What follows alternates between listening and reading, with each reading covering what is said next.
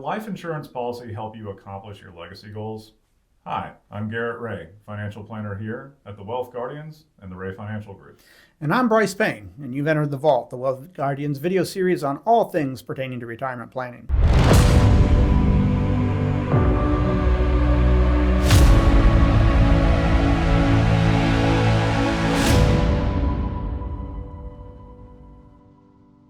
In this episode, we're going to talk about what a legacy goal is, how universal life insurance works, what are the trade-offs to having a life insurance policy, and then we're going to go over a real case scenario. I'm going to bring your attention to these little like and subscribe buttons down below the screen there. Feel free to click on those if you want to catch future episodes of The Vault with Doug, Garrett, and myself. Other than that, Garrett, let's go ahead and dive into this one. Yeah, Brice, so you brought up a good point. And, first let's kind of take two steps back and ask ourselves, what is a legacy goal in the first place? When we're talking about legacy goals, what does that mean to most people? What are we trying to plan for?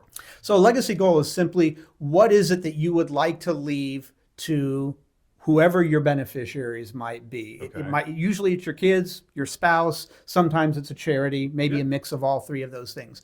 Some people have no legacy goals whatsoever. Sure. Some people have loose legacy goals, like, I'd like to leave my kids whatever's behind. Yeah, whatever's left behind. All right.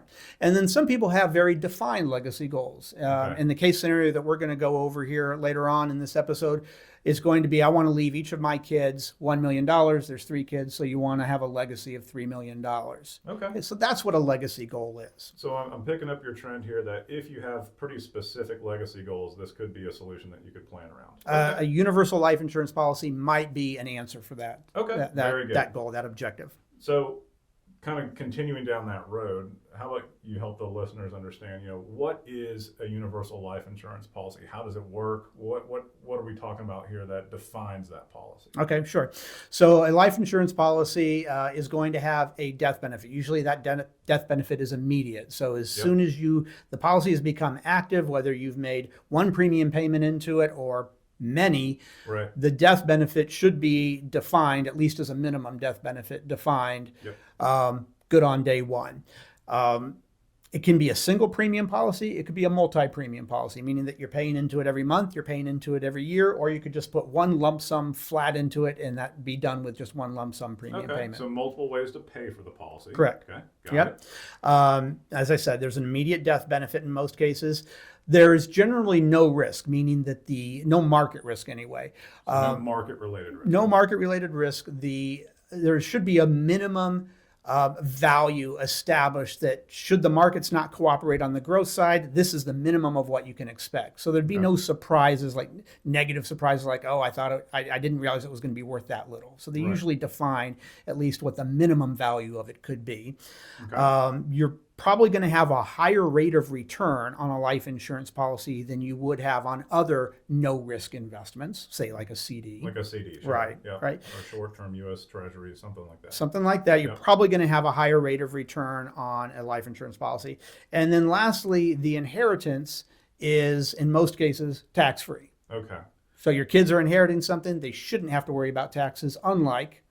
Yeah, like say like an IRA. So, if let's just say someone's legacy goal was to leave, their 2 children behind $1 million. Do you do that in an IRA, like a traditional IRA versus a life insurance policy? Inside of an IRA, they of course have 10 years in which they have to take out that $1 million, and then when they do, of course, they have to claim that as income and clean the taxes off on it. So it wasn't really $1 million. It wasn't really $1 million because Uncle Sam got his piece. Inside the life insurance policy, it's a true $1 million inheritance. Right. Okay. Tax-free in most cases. So, all right. So that's kind of how a universal life insurance policy works. Okay, so some of this sounds pretty good, Brice, but there's got to be some trade-offs or some potential negatives that I need to consider when talking about investing into a life insurance policy. What are some of the trade-offs we need to know?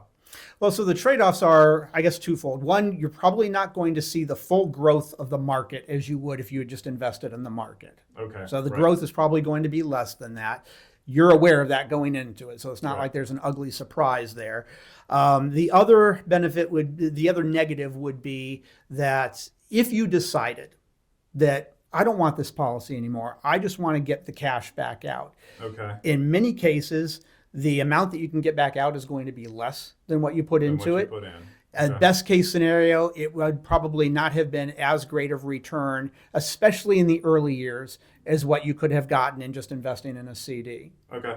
So generally we want to say to somebody, let's not put our money into a universal life insurance policy if it's for legacy goals, unless we are certain that that money is indeed going to be left there for the remainder of my life. Right. So the idea is that if you're putting premiums toward this life insurance policy, you're going to keep that policy intact until you're no longer on this earth to utilize the tool of the death benefit, not to change your mind midstream. Right, exactly. Not to change your mind midstream. If somebody said to me, hey, Brice, I want to put some money in a life insurance policy so that my kids have some inheritance, but I might want to close it out in 5 years and buy an RV, probably not going to recommend the life. Yeah, that would not be...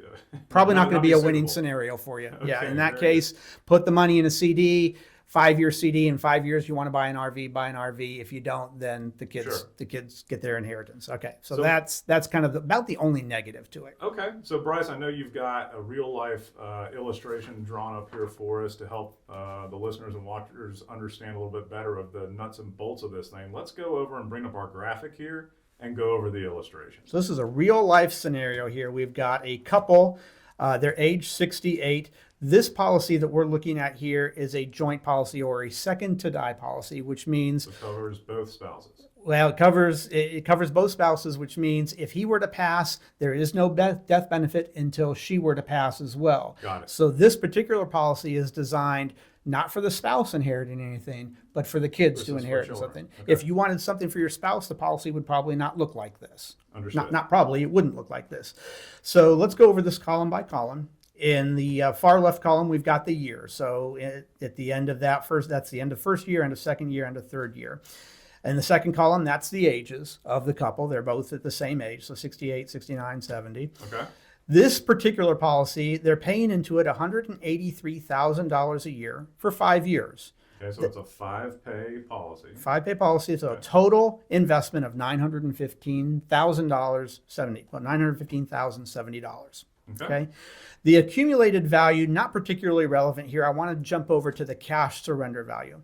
This is that worst case scenario where you decided, I don't want this policy anymore. Let me just get my money back out. Well, let's look at year one there. You put in $183,000 and you decide right after that, no, I don't want this anymore. You're only going to get $128,883 back. Yep. So not a winning strategy there. Nope. In fact, if we know that we put in $915,000, let's look at that cash surrender value. When does that cash surrender value become worth $915,000? Not until year 6. Not until year 6, right? Yep. So the return on that is only going to be less than 1% at that point. Right. We'll get over to that column in a minute. Okay. Moving over to the next column, the death benefit. All right, so it's immediately worth $3 million. Okay, and so the question that some of our watchers may have, Brice, is we talked a lot about legacy goals. Did this couple have a very specific or particular legacy goal that they wanted to accomplish? Yeah, so this particular couple has 3 kids, and they wanted to leave $1 million to each of the kids. That's why we designed the policy to have a death benefit of $3 million. Okay, makes perfect sense. Okay. They didn't need to leave their kids or want to leave their kids more than that. You could have designed it where the death benefit would go up in value potentially with the market. Right. That wasn't what this couple was particularly concerned with. So the death benefit is just worth $3 million. That means some of the other benefits on the other columns are going to be better. Understood. Okay. All right. Now we go over to the cash surrender value, and we can see just in year one, if you put in $183,000 and you decide to cash it out for $128,883, you're going to have a negative return of 29.58%. Yep. It doesn't become a positive return on the cash surrender value until year 6, where it's a 0.86. And we kind of went over that over there on the cash surrender value. It's now worth $946,000. Okay. Obviously, the further that goes on, the more the cash surrender value goes up in this particular type of policy. Okay. Now the last column, the death benefit. What we are doing here is comparing the premium to the death benefit. So in year one, if you put in $183,000, it's immediately worth $3 million. That's an annual return of 1,539.22%. Right. Not bad for a guaranteed rate of return on 1 year. Sure. Now, you can see that go down drastically. So in year 2, you've now put in another $183,014. So now our annual return has gone down to 257%. Right. All right. And then it keeps going down, going down. But let's go now all the way down to age 85. We're using that particular number because the actuarial figures are designed for the male to live to 85. So now the male and female in year 18 are 85 years old. Okay. What's the cash surrender value at that point? It's $1,705,000. Okay. If you decided at that point to cash it out, you can for that amount, and you would have had an average annual return, or not an average, you would have had an annual return of 3.96%. On the cash value. On the cash value, right. Got it. Right. All right. But let's say they didn't cash it out and they both passed away at age 85. Okay. Now it's worth $3 million, as it always has been. But look at that rate of return. Yep. An annual rate of return of 7.67%. So the thing you want to consider is there any other investment where I could have a guaranteed by age 85 rate of return of 7.67% annually? Right. And the key word there is guaranteed. Guaranteed. Yeah, certainly the market, if you look at the S&P 500 over its history, somewhere between 8 to 9%, something like that. But that's not necessarily guaranteed. That's just off of past history. So good point there, Brice. That's true. Now this one, just to be clear, is assuming a 5.49% return.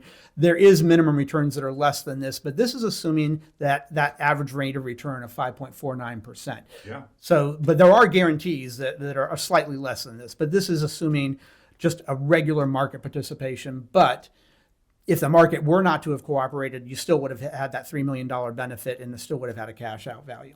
Absolutely. Okay. Yeah. So that's the way that a universal life insurance policy can help you accomplish your goals. I do want to address one hypothetical question. Somebody out there might be saying, well, Brice, what if I just took that $915,000 and invested in a CD? Wouldn't that have been a better option? Well, let's think about that for a second.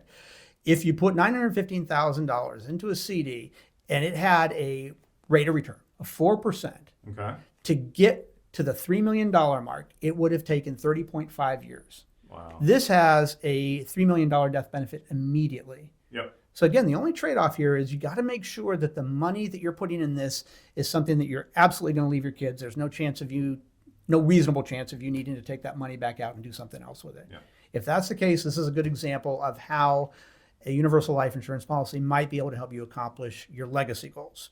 Yeah, it looks like it could be a very powerful tool given the right circumstance. Given the right circumstance, absolutely. All right. Well, thank you for that explanation there, Brice. Crash course on legacy goals and how universal life policies might be an answer for that. I think that's going to cover it for this episode of The Vault. Again, I'll bring your attention to these like and subscribe buttons down there. You know what to do with those if you want to catch future episodes of The Vault with Doug, Garrett, and myself. This has been The Vault. I'm Brice Payne. And I'm Garrett Ray. See you again.